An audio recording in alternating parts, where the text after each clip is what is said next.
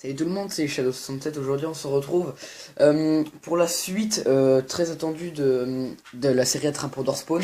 Ah oui, ça fait très longtemps que je n'ai pas continué cette série, mais bon, je vais m'y reprendre. Il reste encore cet épisode-là plus un autre. Donc, je vous propose de tout de suite commencer avec cette partie qui sera basée sur la redstone. Donc, c'est très très court. Ce sera une partie très très courte. En fait, non, il y a la partie aussi avec l'overboard et tous les outils avec. Donc, on va se dépêcher un petit peu. Donc on va commencer avec les torches. Alors en premier vous avez l'extrême torche. Donc vous mettez soit une redstone et une torche normale, vous en avez une. Ou alors une redstone, un stick et un charbon et vous avez une extrême torche. Alors voilà, donc c'est une petite torche qui éclaire un tout petit peu plus que la torche basique. Je peux pas vous le montrer, hein, voilà. Et à partir de cette torche, je vais mettre juste comme ça, voilà, et donc à partir de cette torche, je sais pas pourquoi c'est sur moi, c'est pas grave, vous pouvez faire soit un creeper launcher, donc avec des green goo et deux ficelles et extrême torche, ou alors un kraken repellent, donc avec des dead sting bugs et des ficelles. Et en fait, eux, ils vont servir, donc comme leur nom l'indique, creeper repellent, creeper, et kraken repellent, par contre, c'est différent, ça marche sur les... Où sont-elles? Bon, par exemple, une fourmi. Alors, le creeper repellent, je suis en... Voilà. Alors, regardez bien, regardez le creeper. Bon, voilà. Donc ça jarte tous les creepers qui sont autour de ce... Si on pourrait appeler ça une balise. Donc ça, c'est parfait pour protéger votre maison. Et le kraken repellent, c'est pareil, mais avec les fourmis. Voilà, elles s'en vont. On les voit disparaître un petit peu partout autour. Donc ça c'est pas mal pour protéger votre maison. Et éviter que soit elle se fasse bouffer, que vous fassiez bouffer vos murs. Ou alors que vos murs explosent à cause des creepers. Donc ça c'était pour les premières torches. Ensuite on a le creeper launcher. Donc une redstone, un stick et un papier. Et vous en avez 4 normalement, c'est ça. Ensuite le random donjon. Qui ne marche pas sur mon ordinateur parce que je sais pas, c'est peut-être bugué. Donc en fait ça vous le plantez sur un bloc de stone et ça peut vous faire apparaître n'importe quel donjon du mode, mais vraiment n'importe lequel. Et ensuite le Miner's Dream que je peux pas vous montrer sur cette map là, donc 3 cactus, des blocs de redstone et de la gunpowder, qui en fait quand vous êtes en profondeur va faire une énorme allée avec des extrêmes torches et laisser seulement tous les minerais. Donc ça c'est parfait pour pouvoir miner et vous faire des armures. Alors regarde ce creeper launcher. Quand je fais clic droit, ça ne fait rien. Mais quand je frappe avec, voilà. Alors on a eu un petit effet, un petit bruit assez drôle. Voilà. Et donc après le creeper retombe, se casse la gueule et il peut vous donner vos loots. Donc écoutez, j'ai envie de dire, hein, on va se le cacher. Voilà, et du coup vous avez plus qu'à attendre qu'il retombe. Voilà. Donc c'est vraiment pas mal, c'est marrant ça pour farmer la gunpowder. Ensuite, on a le... Alors ça c'est... Pardon. Très utile en début de partie. Donc le Instant Survival Shelter, qui est en fait une sorte de maison, oui bah c'est ça, une maison instantanée. Donc un stick, un bloc de redstone et une cobblestone. Et ensuite un jardin, donc un Instant Survival Garden. Donc un bloc de redstone, du blé et de la gunpowder. Donc ça c'est vraiment génial. Donc, regardez, la maison. Voilà. Donc, ça vous fait spawner direct dedans avec un four, une table de craft et un coffre avec tout ce qu'il faut pour s'en sortir au début de partie. Lit, pioche, épée, voilà, c'est pas mal. Et à côté, le petit jardin. Voilà, donc il y a de la canne à sucre, il y a, là je crois que c'est des fraises, il y a du blé, enfin voilà. Vous voyez, c'est bien foutu ce machin. Donc ça c'est vraiment au début de partie. Alors bah je pense qu'on a fini avec la partie redstone, du coup on passe à l'overboard. Donc voici comment on le craft. 3 planches de bois, donc ça peut être n'importe quel bois, hein. Ça peut être... voilà, celui-là, ça peut être tous les bois disponibles. 2 diamants et une redstone. Ensuite, vous le posez par terre, donc vous faites clic droit. Ah mince, je vais le reprendre. Hop, voilà. Donc vous faites clic droit par terre. Et ensuite, un autre clic droit. Et là, c'est parti. Vous pouvez avancer comme ça. Il émet quelques petits bruits. C'est pas énorme non plus, mais c'est les émet quand même. Et avec ça, vous pouvez affronter des monstres en l'air. Voilà. Donc ça, c'était le overboard. Alors je vais faire une petite ellipse le temps de passer à la suite et de brancher mon ordinateur. Donc à tout de suite. Et forcément pour descendre de l'ordinateur, de l'ordinateur, n'importe quoi, de l'overboard, vous faites un shift. Voilà. Et ensuite vous le pétez et il vous le redonne. Donc, à tout de suite, petite ellipse. Voilà, donc on passe maintenant à la dernière partie de la vidéo, qui sera donc sur les outils. Alors, on peut voir déjà qu'il y a des outils, il y a des outils de différentes matières. Alors, on a déjà les outils en émeraude, donc la pelle, la pioche, la hache et la faux. Alors la pioche, elle a directement un enchantement skill touch dessus. Regardez, je la prends, hop, direct skill touch. Donc ça peut être pratique pour certaines choses, mais pas pour d'autres. Genre par exemple pour les minerais, elle ne va pas vous servir. Ensuite vous avez les outils d'améthyste, donc pioche, pelle, pioche, hache et faux. Et les outils de rubis, pelle, pioche, hache, faux. Donc la hache en fait quand même 19 points de dégâts. Hein. Améthyste 14 et émeraude 9. Donc forcément je les ai mis en ordre de durabilité, d'efficacité. Donc d'abord l'émeraude, ensuite l'améthyste et ensuite le rubis. Et comme pour les armures de la dernière fois, l'améthyste dure plus longtemps, mais le rubis va plus vite, mais dure moins longtemps que l'améthyste. Ensuite les outils de la dimension de cristal. Donc du bois de cristal, de la pierre, enfin de la kyanite, pink tourmaline et tiger eyes. Donc je vous montre pas les crafts, c'est les mêmes que le Minecraft normal. Par exemple si vous voulez faire une pioche en tiger eyes, vous mettez 2 bâtons comme ceci. Et que je le trouve... Voilà. Et 3 lingots de Tiger Eyes comme ça. Et ça marche. Regardez.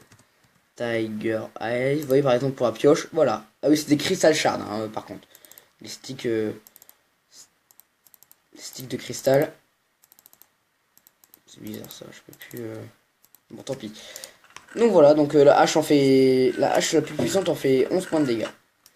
Ensuite les outils Ultimate vont bien beaucoup vous servir. C'est les meilleurs outils du mode. Alors vous avez l'Ultimate Shovel, donc efficacité 5 et 37. Oups, pardon, je regarde, j'ai dû bouger un petit peu. Voilà. Donc efficacité 5, 37 de dégâts. La pioche et efficacité 5, fortune 5. Donc c'est pas trop mal. Hop. Pidoum, voilà. Et la hache, donc efficacity 5, 39 de dégâts, donc c'est vraiment pas mal. La faux qui est très spéciale, regardez. Voilà, donc ça creuse du 3 par 3. Vous pouvez faire vraiment un énorme jardin comme ça avec. Et elle dure très longtemps. Et ensuite la canne à pêche qui vous permet de pêcher dans la lave et qui a directement un breaking 2 dessus. Donc elle dure assez longtemps, elle vous permet de pêcher des petits poissons de feu, genre le firefish, le sunfish et tout ça. Voilà, alors ensuite, le duct tape. Alors en fait, c'est un gâteau qui est très spécial. Voilà, donc c'est ce gâteau. Alors par exemple, je vais prendre... Voilà, donc je vais prendre la slice. Et regarde, j'abîme un petit peu. Voilà. Et si je fais clic droit sur le gâteau, réparer. Regardez, on va l'user un petit peu. Là vous voyez, 9987, clic droit, 9999. Mais vu que dès qu'on fait clic droit dans l'air avec la slash ou Big Bertha, ça l'utilise directement. Tiens, par exemple, voilà, par exemple la hache. Là on est usé, on est bien d'accord. Clic droit, réparer. Donc ça c'est vraiment un outil génial pour réparer vos armures notamment, qui vont casser assez rapidement dans ce mode, vu que les boss frappent vite et fort et pètent rapidement vos armures. Donc le craft 3 slime balls et 3 ficelles. Et ensuite l'expérience orb catcher que je vais pas tester avec vous.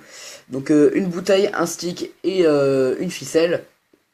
Et en fait si vous faites clic droit sur une petite boule d'expérience que vous lootez sur un monstre, ça va détruire l'objet. Ça va relooter les 3 ingrédients ici, plus une bouteille d'XP. Donc c'est pas mal. Comme ça par exemple avec vous pouvez crafter l'expérience tricide par exemple.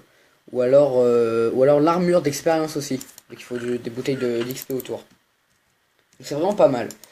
Ensuite on a les escaliers. Donc on a le Insta Bridge. Donc, je vous laisse regarder les crafts. Donc Insta Bridge c'est celui-là.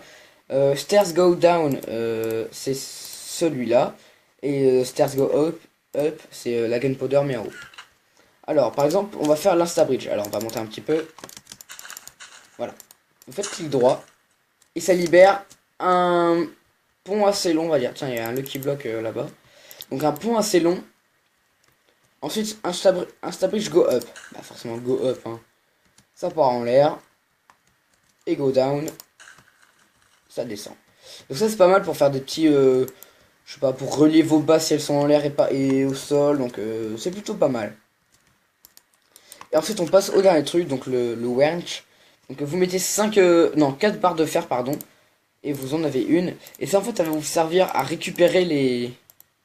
Vous savez, ceci. Cette chose et celle-là. Donc c'est ça, vous faites clic droit dessus. Enfin vous frappez avec. Voilà. Et ça la récupère dans votre inventaire. Pareil pour elle. Voilà. Et elle a une petite durabilité, donc ça va. Donc on a fini pour cette partie. Maintenant on va passer au petit défi que je n'ai pas préparé. Donc je vais le préparer et je vous retrouve tout de suite. Voilà, donc j'ai préparé le défi et je vous propose qu'on l'attaque tout de suite. Alors ce défi a encore été demandé par Sécator parce qu'il a vraiment des bonnes idées de défi. Donc je te remercie encore de m'avoir proposé un autre défi. Alors le défi du jour consiste à affronter un Cater Killer. Pour ceux qui n'ont jamais vu, je vais vous montrer tout de suite. Alors je vais prendre l'attitude d'ajusteur. Du steak, une full armure rubis et une potion de fire résistance parce que, comme vous le savez déjà peut-être, voilà, ça met le feu aussi. Donc on va la voir maintenant. On s'équipe de l'armure, on jarte ça. Et je baisse les sons parce qu'il fait énormément de bruit le monstre. Voilà, 19. Et donc on doit essayer de le niquer, donc hop, c'est parti. Alors la difficulté va être qu'il va essayer de me foutre dans les toiles. Alors pour l'instant ça va. Par contre au moment où il va me... Oula il part vachement haut. Au moment où il va me foutre dans les trappes... Enfin dans les trappes. Je dis dans les trappes mais c'est parce que c'est le nom en anglais. Dans les toiles d'araignée ça va être plus dur de l'atteindre. Comme par exemple maintenant. Et là ça commence à être déjà plus difficile. Alors on va s'enfuir. On va éviter de taper avec parce que ça fait beaucoup de bruit le marteau. Il lui reste 122 points de vie. 103. On va manger un petit coup. Mais ça en fait c'est un peu trop compliqué. Enfin un peu trop compliqué pour lui. Vous voyez par exemple, je vous le disais tout à l'heure, il m'enlève l'armure de 6 par 6 quand il m'attaque. Donc voilà hein, quand même. Une petite unbreaking dessus. En fait je pense que... Bon tu m'en voudras pas ces 14 mais je vais encore m'en faire un deuxième. Peut-être un troisième, on verra bien. Pour l'instant je m'en fais un deuxième. Je verrai si j'ai encore le temps après celui-là. Je pense que oui. Alors vous savez quoi YOLO. Voilà. On se fait les deux en même temps. Ils m'ont foutu dans les machines. Waouh, ça pète.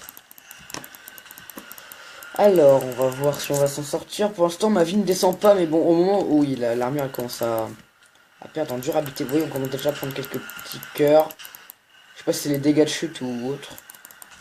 Ah, parce qu'ils me font voler un petit peu. Allez, bouffez, bouffez.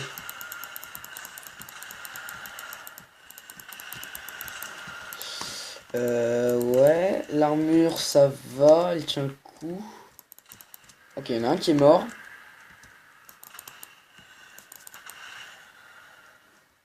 Je suis coincé dans les trucs, voilà.